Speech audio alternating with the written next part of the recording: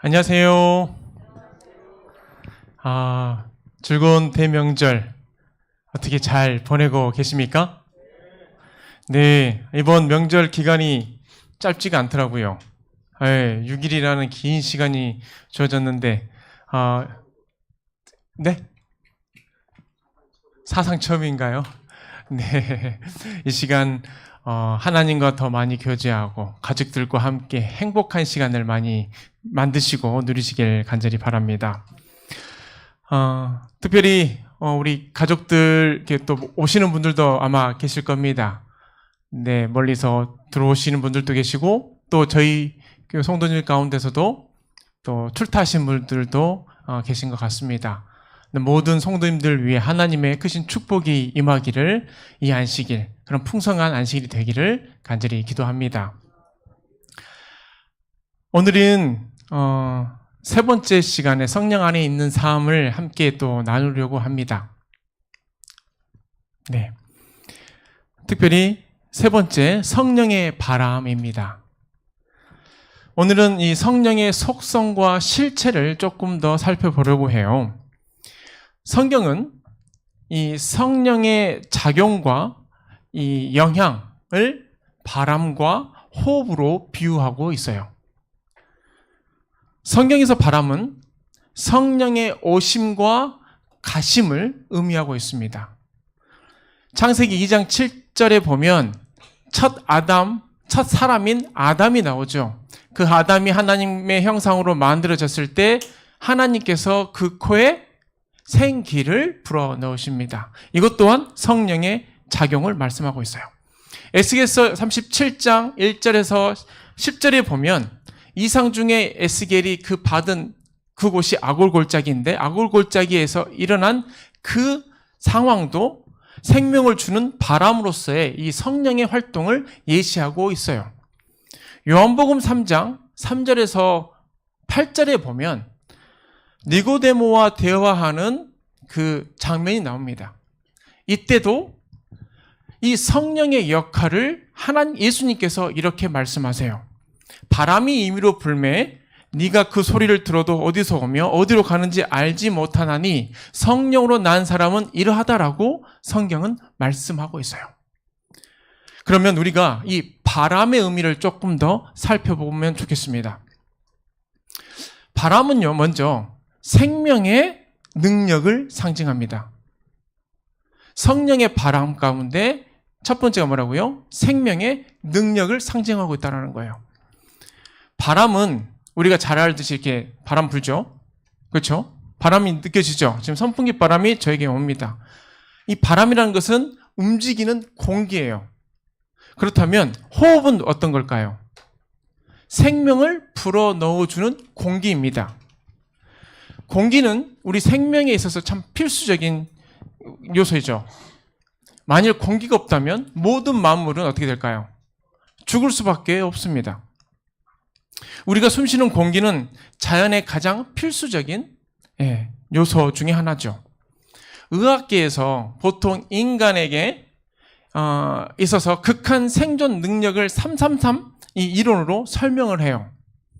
첫 번째는 뭐냐면 평범한 사람이 이 공기를 3분 동안 접하지 못하면 생명을 잃게 된다고 합니다. 그리고 두 번째로 물을 3일 동안 마시지 않으면 어떻게 될까요? 죽음에 이른다고 그래요. 그러면 음식을 3개월 동안 먹지 않으면 어떻게 될까요? 죽게 된다고 합니다.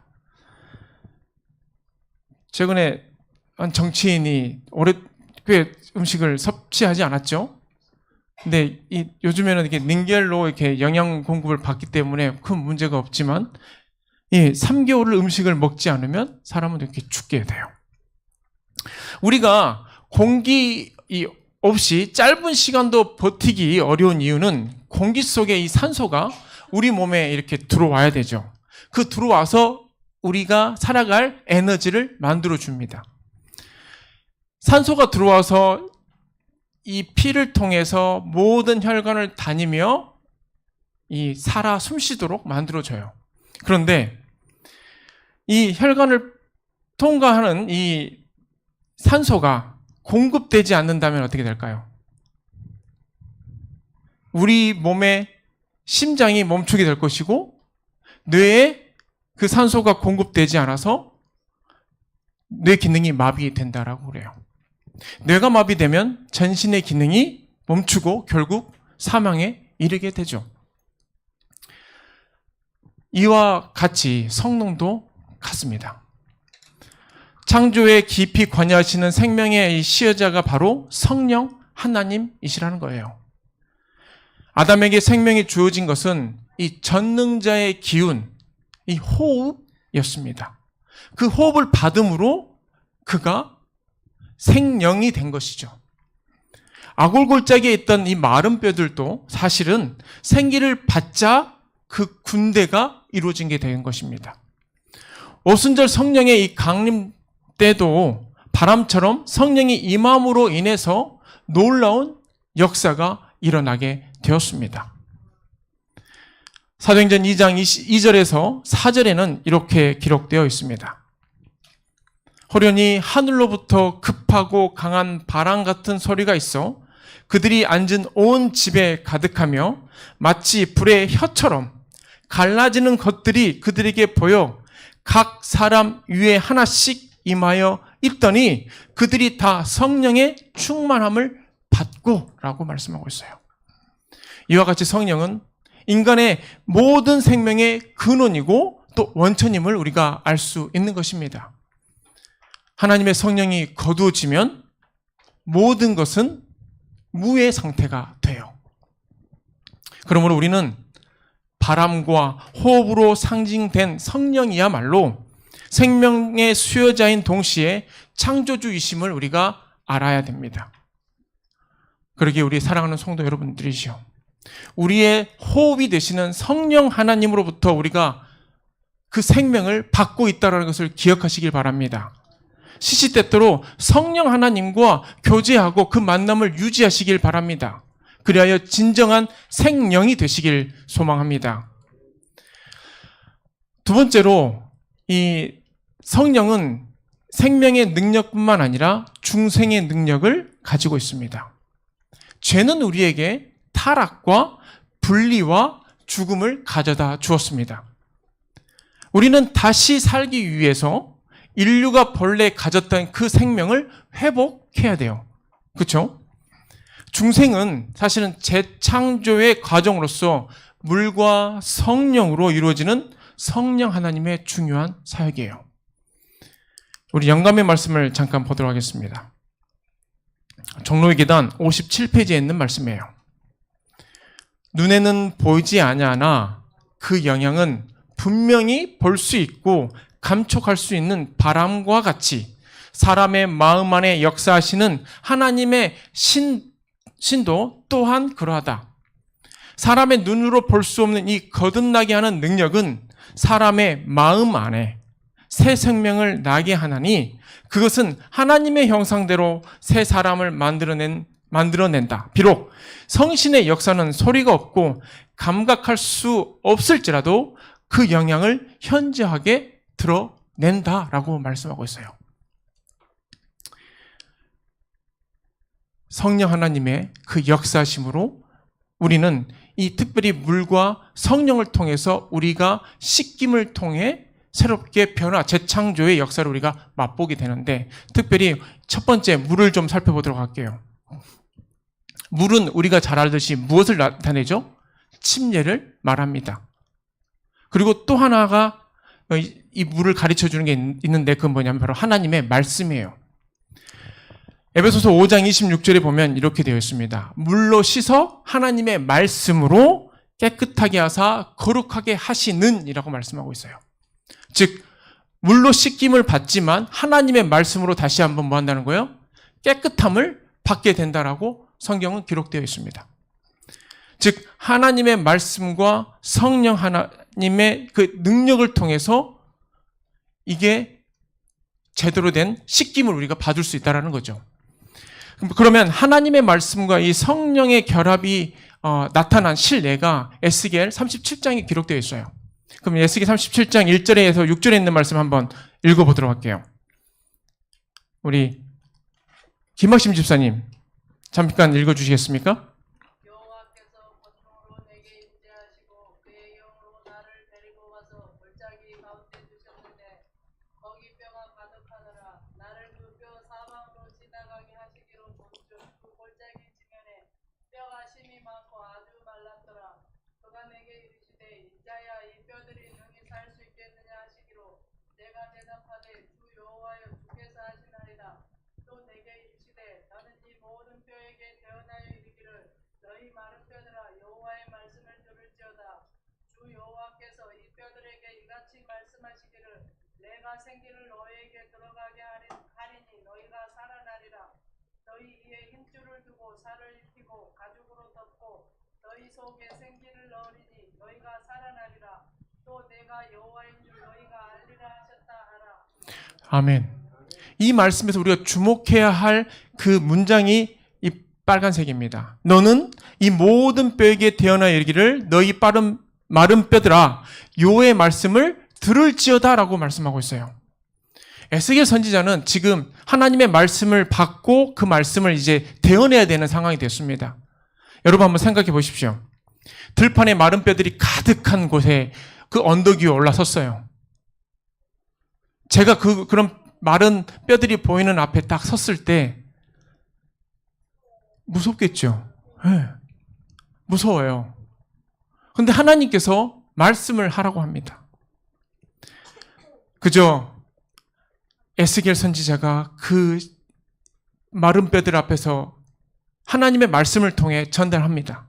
이때 어떤 역사가 일어나죠? 37장 7절에서 10절에는 이렇게 기록하고 있습니다. 이에 내가 명령을 따라 대언하니 대언할 때 소리가 나고 움직이며 이 뼈 저 뼈가 들어 맞아 뼈들이 서로 연결되더라. 내가 또 보니 그 뼈에 힘줄이 생기고 살이 오르며 그 위에 가죽이 덮이나 그 속에 생기는 있었어요? 없었어요? 없더라. 또 내게 이르시되 인자야 너는 생기를 향하여 대언하라. 생기에게 대언하여 이르기를 주 여호와께서 이와 같이 말씀하시기를 생기야 사방에서부터 와서 이 죽음을 당한 자에게 불어서 살아나게 하라 하셨다라. 이에 내가 그 명령대로 대언하였더니 생기가 그들에게 들어가며 그들이 곧 살아나서 일어나 서는데 극히 큰 군대더라. 그 말씀이 죽은 자들의 그 깊이 그 말씀이 들어갔을 때 놀랍게도 그 뼈들이 움직입니다. 그리고 뼈들이 하나씩 맞춰져요. 그리고 뼈마다 힘줄이 생기고 근육이 생깁니다. 살이 덮여요. 그러나 그 속에는 생기가 없었습니다. 그때 하나님의 말씀이 다시 한번 울려 퍼지죠. 생기야 사방으로부터 와서 이 죽음 당한 자에게 불어라. 그때 놀라운 일이 일어납니다. 쉽게 말해서 뼈만 있다가 살이 붙은 사람들이 누워있는 상황이 된 거예요. 그때 하나님의 말씀이 성령이 임합니다. 여러분, 하나님의 말씀엔 힘이 있습니다. 회복하고 생명을 만들어주는 능력이 있다라는 것이죠. 지금 우리가 참 많은 구도자들을 위해서 기도하고 있고요. 접촉하고 있습니다. 그런데 우리가 말씀을 전하고 있다고 하지만 그 반응이 더뎌 보일 때가 분명히 있어요. 그러나 우리는 용기를 잃지 말고 계속해서 하나님의 말씀을 전해야 합니다. 죽은 지 오래된 마른 뼈들처럼 보인다 할지라도 포기하지 말고 지속적으로 하나님의 그 생명의 말씀을 우리는 전파해야 된다는 것이죠. 수개월을 두드렸는데도 여전히 마음의 문을 열지 않은 영혼들이 있다면, 또 이해가 느리고 우둔해 보이고 도무지 안 될 것 같은 이웃들이 있다면 우리들은 반복해서 그들에게 하나님의 말씀을 전해야 돼요. 왜냐하면 하나님의 말씀에는 생명이 있기 때문입니다. 그러기에 여러분 결코 포기하지 마시기 바랍니다. 우리는 하나님을 의지하며 우리의 사명을 계속해서 이어가야만 합니다. 영감의 말씀은 우리에게 이렇게 들려주십니다. 인간 대리자가 생명을 불어넣는 것이 아니다. 이스라엘의 주 하나님께서 당신의 일을 하실 것이며 생명이 없는 영적인 본성을 소생시킬 것이다. 심판의 날 우리는 알게 될 것이다.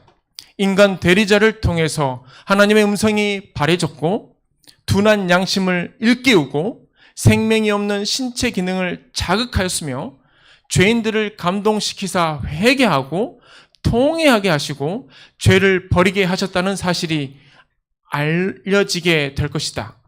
그때 인간 대리자를 통해서 예수를 믿는 믿음을 영혼에게 나누어 주었고 죄와 허물로 죽은 사람들에게 하늘의 영적 생명을 불어넣어서 그가 소생함을 입었다는 사실을 분명하게 보게 될 것이다.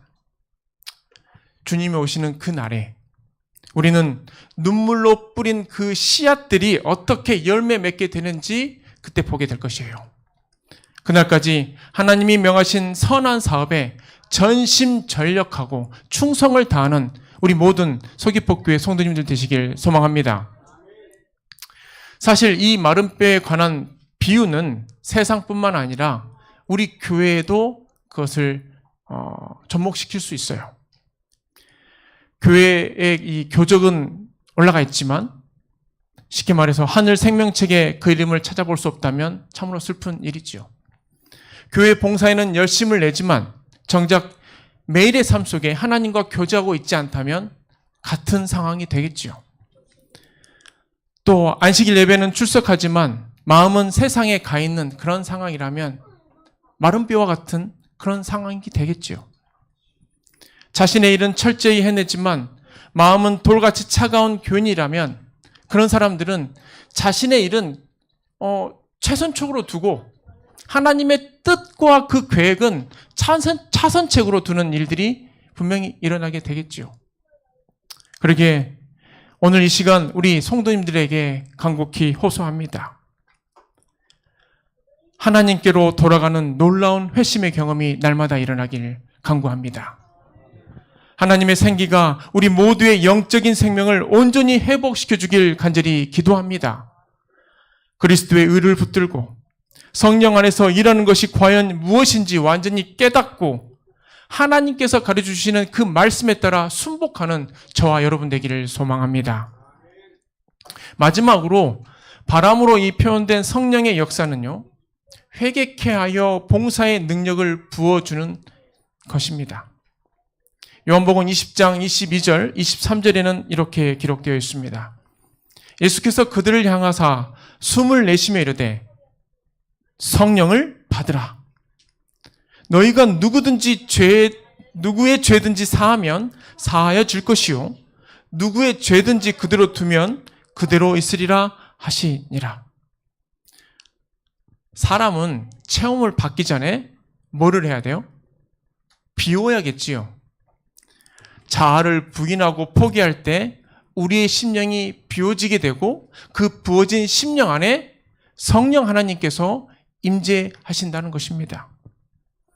숨을 들여 마시기 전에 우리가 먼저 뭐를 하죠? 숨을 내쉽니다. 이산화탄소를 내뱉어야 산소를 우리가 깊이 들여 마실 수 있듯이 우리가 우리의 죄를 회개하고 마음을 정결케 할 때 성령이 우리 마음 가운데 충만히 임하게 된다는 것입니다. 여러분, 지구에 정말 우리나라도 마찬가지지만 태풍이 꼭 해마다 일어납니다. 태풍이 일어나는 이유가 뭘까요? 네, 저기하고 고기압하고 부딪혀서 일어나죠. 맞습니다. 그러나 하나님께서 그런 일들이 일어나게끔 만드신 이유가 뭘까요? 네, 지구를 청소시키기 위함이에요. 바다를 이렇게 한번 뒤집어 주죠. 그러면 바다의 적조가 물러가고 또 오염된 하천은 또 정화가 되겠지요. 태풍으로 인해서 가뭄이 해소가 됩니다. 또 바다의 물을 뒤집어 놓아서 물속에 있는 산소가 또 풍성해진다고 그래요. 그러면 그때 태풍 후에 물고기가 잘 잡히는 이유가 거기 있다고 그래요. 산소가 더 풍성해져서요. 이처럼 성령의 바람이 우리들 가운데 임하면 온갖 더럽고 추악한 그런 것들이 다 정결케 될 수 있다는 것입니다. 우리의 입술을 더럽히던 질투와 미움과 비판과 이 험담의 독소는 사라지고 깨끗한 하늘의 이 공기가 우리의 심령을 가득 채우게 된다는 것입니다. 모쪼록 하늘의 바람, 하늘의 생기, 또 하늘의 숨을 힘껏 받아들이는 우리 모든 성도님들이 되시길 간절히 소망합니다. 로마서 8장 11절에 이러한 말씀이 있습니다. 예수를 죽은 자 가운데서 살리신 이의 영이 너희 안에 거하시면 그리스도 예수를 죽은 자 가운데서 살리신 이가 너희 안에 거하시는 그의 영으로 말미암아 너희 죽을 몸도 살리시리라. 죽을 수밖에 없는 우리지만 하나님의 영이 우리 가운데 임하시면 어떻게 된다고요? 살려주신다는 것입니다. 하나님의 영께서 저와 여러분을 영원한 생명 강가로 인도해 주시리라 저는 믿습니다. 그분의 영으로 옷 입혀 주시기를 날마다 간구하는 우리 모두가 되기를 소망합니다. 한 번은 어떤 큰 배가 남아메리카 이 동부 항구를 향해서 나가고 있었어요. 그런데 그 가던 중에 그 배가 어떤 문제로 인해서 그만 멈추게 되었습니다. 그 배에 있던 식수가 이제 얼마 후에 바닥에 나게 되었고 그 안에 있던 선원들은 점점 목말라 죽어가고 있었어요. 그때 저 멀리서 오는 배를 발견합니다. 그 배에 신호를 보내요. 저기요, 우리에게 물 좀 주십시오 라고 신호를 딱 보냈어요. 그랬더니 그 배에서 신호가 오기를 양동이를 가지고 물을 길르십시오 라는 신호가 들려온 거예요. 다시 이 배는 다시 그 배에게, 그 위험에 처한 배가 다른 그 배에게 다시 신호를 보내요. 우리는 갈증만 더 일으키는 이 바닷물을 마실 수가 없습니다. 그러니 저에게 물을 주십시오 라고 다시 한번 신호를 보냈더니만 또 다시 답이 오기를 양동이를 가지고 물을 길르십시오 라고 기별이 다시 왔습니다. 바짝 타들어가는 입으로 그들은 필사적으로 다시 한번 탄원했습니다. 제발 물 좀 주세요. 우리는 지금 죽어가고 있어요. 그랬더니 세 번째 답이 왔어요. 양동이를 가지고 물을 길러 올리세요. 여러분이 있는 곳은 아마존 강 입구입니다. 아마존 강 입구는 그 폭이 워낙 넓어서 강 가운데 있으면 육지가 보이지 않는다고 합니다. 그 사람들은 자신들이 아마존 강 근처에 있는지 몰랐던 거예요. 그래서 자기 옆에 신선한 강물을 두고도 미처 찾지도 못하고 갈증으로 죽어갈 수밖에 없었다는 거죠. 사랑하는 우리 성도님들이시여, 여러분 곁에 언제라도 끌어올릴 수 있는 생수의 강이 흘러 넘치고 있다는 것을 여러분 기억하시길 바랍니다. 여러분 지금은 어떤 시대라고 합니까? 네. 때가 가까운 이러한 시대, 우리는 늦은 비 성령의 시대라고 말씀하고 있어요.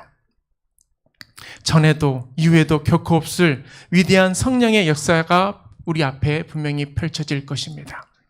이 마지막 시대, 마지막 주자로 부름을 받은 우리 하늘 성도의 정말 성도님들 위해 엄청난 하나님의 그 능력이, 성령의 능력이 풍성히 임하기를 간절히 소망합니다. 그러기에 우리는 오늘도 내일도 매일같이 그러한 성령의 임재를 맛볼 수 있도록 간구하는 우리 모두가 되기를 간절히 바라면서 말씀 마치도록 하겠습니다. 기도하겠습니다.